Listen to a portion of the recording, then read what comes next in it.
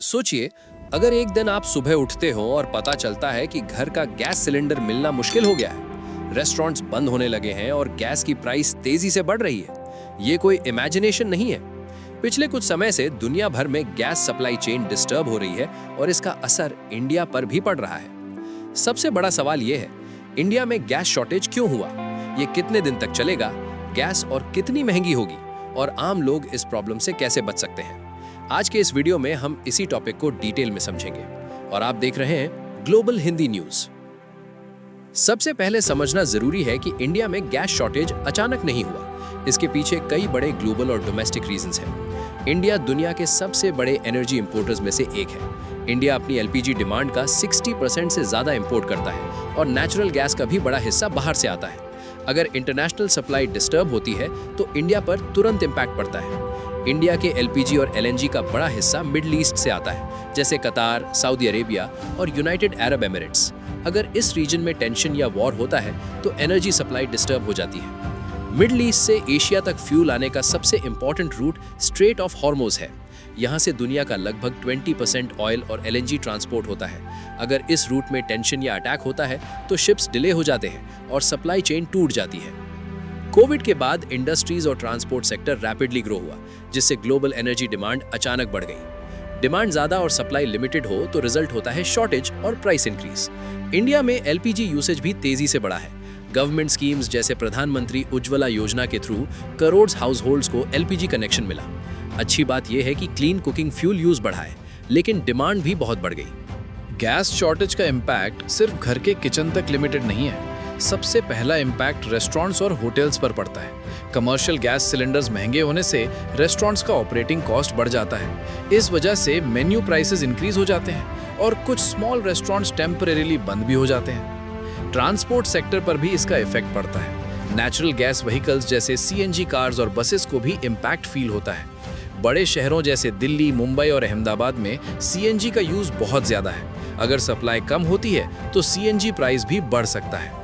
Electricity production पर भी इसका इफेक्ट पड़ता है। इंडिया के कुछ पावर प्लांट्स गैस से इलेक्ट्रिसिटी जनरेट करते हैं। अगर गैस शॉर्टेज होता है तो पावर जनरेशन कॉस्ट बढ़ जाता है और इलेक्ट्रिसिटी प्राइस पर प्रेशर पड़ता है। एनर्जी एक्सपर्ट्स के अकॉर्डिंग अगर ग्लोबल टेंशन कंटिन्यू रहा तो एलपीजी और नेचुरल गैस की प्राइस और बढ़ सकती है। डोमेस्टिक एलपीजी सिलेंडर 1100 से 1200 रुपीस तक जा सकता है और कमर्शियल सिलेंडर 2000 रुपीस से ऊपर भी जा सकता है।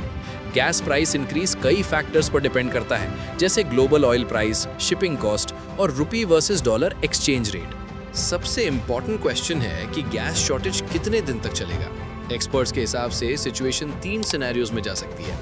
अगर ग्लोबल टेंशन जल्दी खत्म हो जाता है तो शॉर्टेज 2 से 4 वीक्स में कंट्रोल हो सकता है। अगर शिपिंग डिसरप्शन कंटिन्यू रहा तो 2 to 3 मंथ्स तक सप्लाई प्रेशर रह सकता है। और वर्स्ट केस सिनेरियो में अगर जियोपॉलिटिकल कॉन्फ्लिक्ट बड़ा हो जाता है तो 6 मंथ्स या उससे ज्यादा टाइम तक हाई प्राइसेस और शॉर्टेज चल सकता है।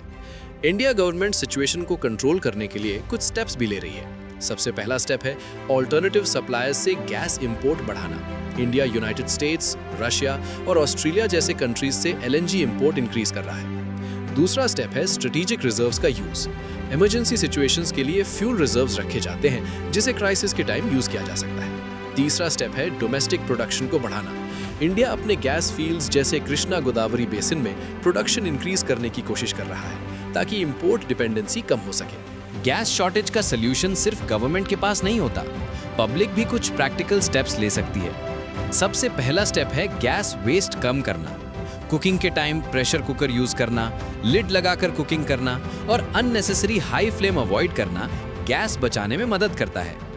दूसरा स्टेप है बैकअप ऑप्शंस रखना। इमरजेंसी सिचुएशन के लिए इंडक्शन स्टोव, इलेक्ट्रिक केटल या स्मॉल इलेक्ट्रिक कुकर का यूज किया जा सकता है।